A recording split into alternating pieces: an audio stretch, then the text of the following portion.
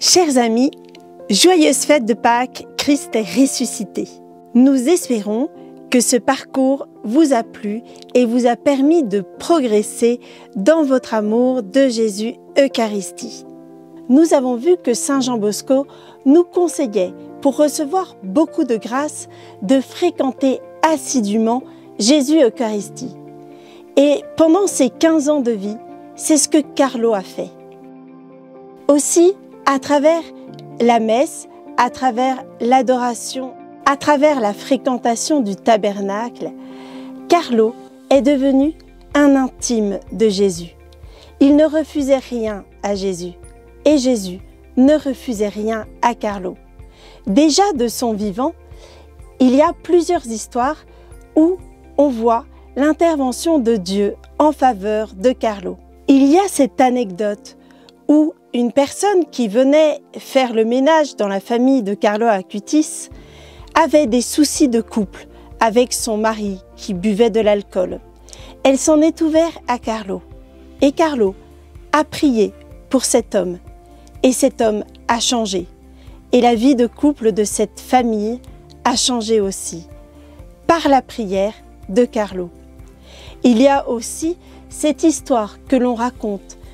Quelques mois avant sa mort, Carlo avait demandé dans sa prière à Jésus de voir des dauphins.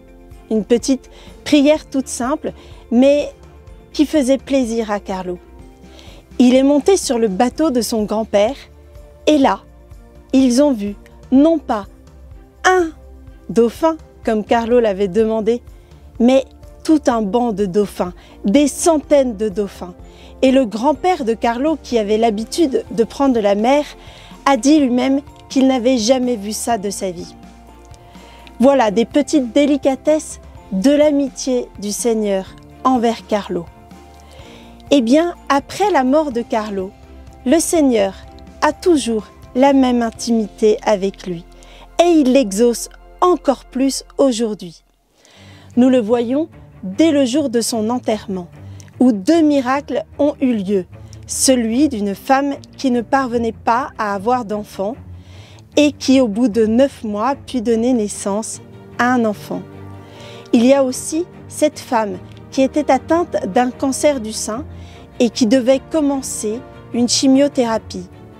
Elle a été guérie le jour de l'enterrement de Carlo sans même avoir besoin de commencer les soins.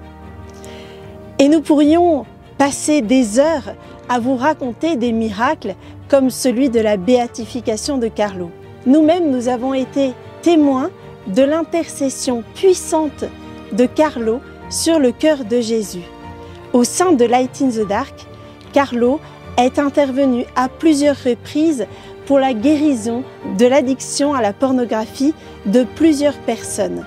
Il est aussi intervenu pour une personne qui avait programmé son euthanasie en Belgique et qui, après avoir prié Carlo, bien qu'elle n'ait pas la foi, a été libérée de cette envie de mort. Vous pouvez retrouver tous ces témoignages sur miracledecarlo.com. Nous avons été aussi témoins de guérison par la prière auprès de la relique de Carlo qui nous a été confiée pour des personnes qui étaient dans le coma. Aussi, nous avons été poussés à créer un site internet, miracledecarlo.com, dont je viens de vous parler.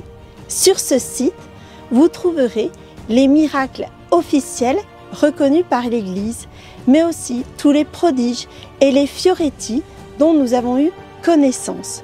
Vous pouvez, si vous aussi vous avez eu des interventions de l'intercession de Carlo dans votre vie, nous en faire part et nous pourrons les mettre sur le site. Vous aussi, vous pourrez être des témoins que les bénédictions de Dieu ne sont pas terminées. Oui, les bénédictions de Dieu ne sont pas terminées. Vous pouvez encore, vous aussi, demander beaucoup de grâce par l'intervention de Carlo Acutis. Nous pouvons demander aussi des miracles eucharistiques encore dans nos paroisses. Nous pouvons demander tout ce qui est dans notre cœur. Le Seigneur nous écoute et les saints nous soutiennent par leur puissante intercession. Profitons-en. Nous vous proposons aujourd'hui une dernière démarche pour faire de ce carême une véritable piste de décollage pour continuer à progresser dans votre amour de Jésus Eucharistie. Nous vous proposons de prendre une décision. Cette décision peut être d'aller désormais à la messe un peu plus souvent en semaine, ou bien de prendre un temps près du tabernacle dans la semaine. Si vous avez déjà l'habitude, cela peut être d'avoir un souci particulier, d'arriver un peu en avance et de rester un peu plus après la communion.